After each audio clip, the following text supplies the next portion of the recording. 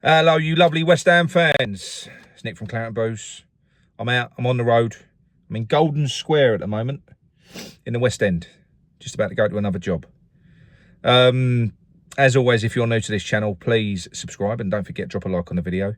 Sorry, I'm not in the studio. I ain't got me mic. Don't think you really care, do you? Don't really make any difference. I thought I'd do a quick update because there's news breaking all over the place. Looks like we've signed Kyle Walker-Peters. So that's one for Potter, because the same people that are reporting Kyle Walker-Peters were the same ones that said Potter refused Kyle Walker-Peters in favour, on authority. No, he didn't want Kyle Walker-Peters. He wanted Diouf. So we got Diouf, and now we've gone out and we've signed free transfer Kyle Walker-Peters. Now, free transfer is never a free transfer, people. In fact, the agent of said free transfer is going to be due a nice, big, fat agent fee. Wonder who that is. Well, we know it is. It's Will Salthouse. So one for Potter, one for Sullivan. Now, look, it makes sense because we know that we're going to be losing both Diouf and Aaron Wan-Bissaka to AFCON for 4 to 6 weeks, depending on how their nations do in that tournament.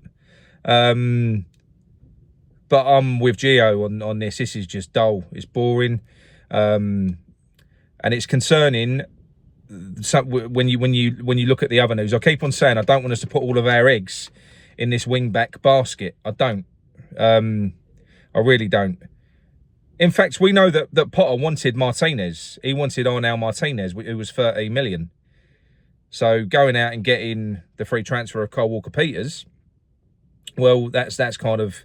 That's that dead. It's dead in the water completely. I don't think it's a bad move. I don't think it's a bad transfer. But is it what Potter wanted? You know, I thought this whole thing, I don't know. I don't know what to make of it. I haven't got a clue. He's a good player, but who's going to play? I suppose some people might sort of try and kid themselves and say, well, Walker-Peters could play right wing back and Wan-Bissaka could play right of the three centre backs, but I've got a few opinions on Aaron Wan-Bissaka defensively.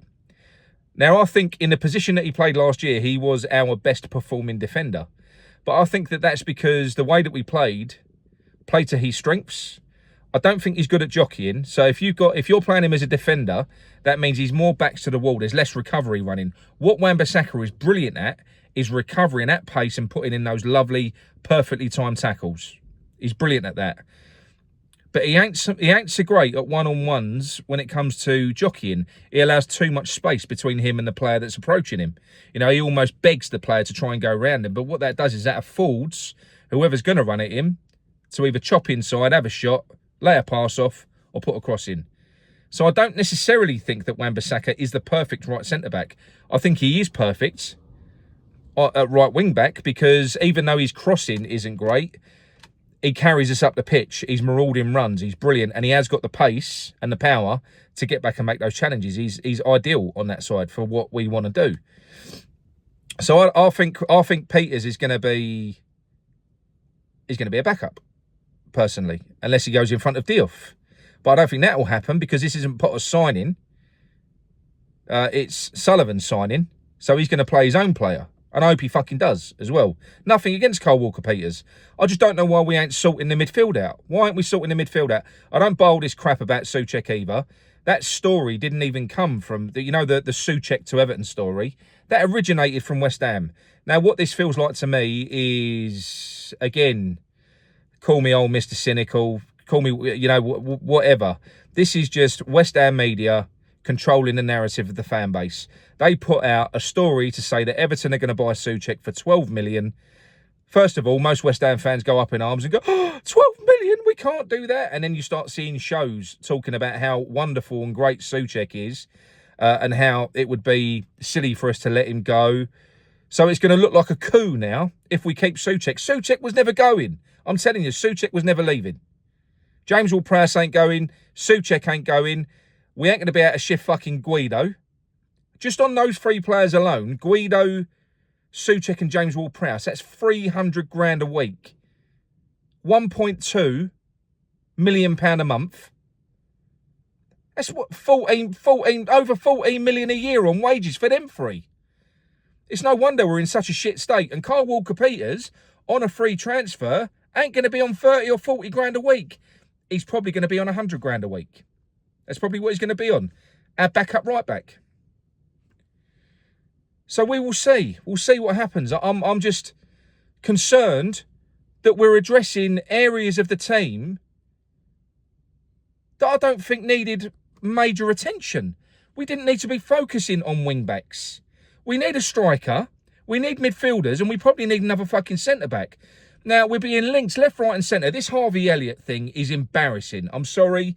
Another one that's been manufactured through West Ham media. Somebody, you know, an ITK leaks that we're, you know, somebody makes a phone call to an ITK.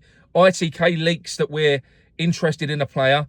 The same cartel of people write simultaneous fucking news articles that push this story to the top of the algorithm. And then all of a sudden people start making videos on it. And now that fantasy of Harvey Elliott is now a reality. Tottenham are after him. Newcastle are after him. Leverkusen are after him. He's already dismissed it himself. People are still talking about Harvey Elliott. You know, it's, again, talking about building hype, trying to sell season tickets. I'm a little bit fucked off with it all. I think it's a joke, the way that we are doing things. And we're doing it to ourselves. It all comes from the club. You know, these ITKs don't pull these stories out of their arse. They get it from, what they do, they pull it out of Sullivan. So it's the same as pulling it out of an arse. But I find it embarrassing. And the other thing that it's going to do as well, if we keep on being linked with players like Harvey Elliott, it's going to be a massive anticlimax when, or if, we do actually go and sign a central midfielder, because they're not going to be of that level. But I know it's probably all about selling fucking season tickets, because they're still desperately bugging people. They're phoning people up still to try and flog season tickets. So the whole thing is nonsense, what's going on at the moment. I've never seen such propaganda being peddled en masse in my fucking West Ham life. This window has been unbelievable, honestly. This ain't even about Potter. At this stage, well, to me, that's proof. The Kyle Walker-Peters signing is proof that nothing has changed. So we've bought a 20-year-old. Don't forget last year, we bought an 18-year-old in Guilherme. Now we've bought a or we've signed a 27, 28-year-old, you know, who in a couple of years is going to be 30 years old on 100 grand a week. And we're going to be saying, how are we going to get rid of him? Which is basically where Emerson is now. He's on a 3-year deal, though. So it's not as bad. So he'll be 31 by the time his contract expires. But again, I don't know what we're doing here. We've just got so many sort of squad fillers and padders. We haven't got rid of Irving yet. He ain't going to get a fucking minute. We've got about 9 central midfielders, and probably only 2 or 3 of them are fit to play in our midfield. Maybe more, maybe a couple more if you're factoring in Earthy and Potts to be understudies. But I just want to make sure that they do get a chance, because even when it comes to us being linked with Tyler fucking Moulton, look, if he comes in, I welcome him. But Tyler Moulton, why are we buying somebody else's kid? Liverpool's kid, when we've got Earthy and we've got Potts. Why would we do that? I don't even believe that rumour. I think that rumour's shit. It's just because he was a name on everyone's lips because he whipped that ball in the under-21 final against Germany.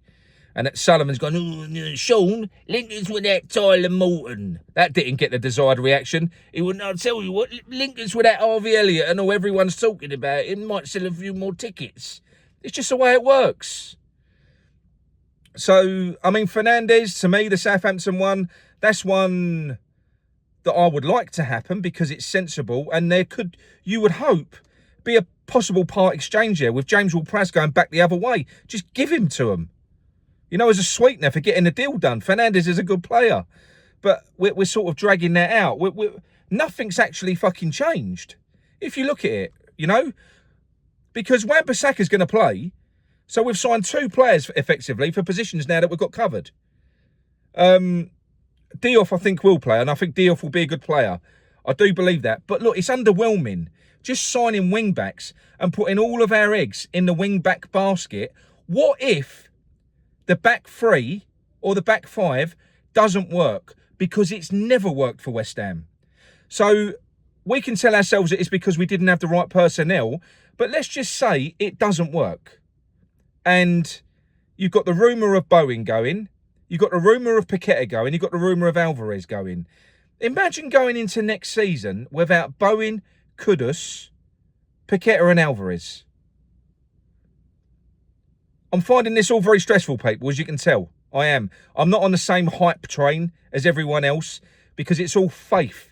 Until I start seeing these players come through the door, players that are actually going to make a fucking difference, then no, I am not on the same level as everyone else at the minute. I'm really not. I hope to be. I want to be. I want to be excited for next season, and I will be if we either get some commitment from the club that we're going to be retaining some important players, or we see the players that they're going to sell go sooner rather than later, so we can go out and have time to get high quality replacements in. But the longer this runs, the more likely it's going to be that we're going to run this until right to fucking the end of the window and sell these big name players, pocket the money, and not have enough time to replace them. And it is an awful lot to do that. I'm all for giving Potter a chance, yeah? Give him a chance. But to rip this all up, and like I said, imagine selling Bowen, Kudus, Alvarez, Paqueta. Imagine, because Potter has shown us nothing so far in 6 months.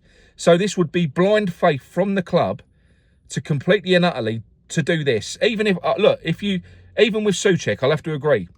Souček and Bowen's goals have kept us safe for the past few years. They have. So to sell them, you're putting a lot of faith in Potter there. Based on what? So I'm massively concerned at the minute. I'm not on the same hype train. I do apologise. I'm not.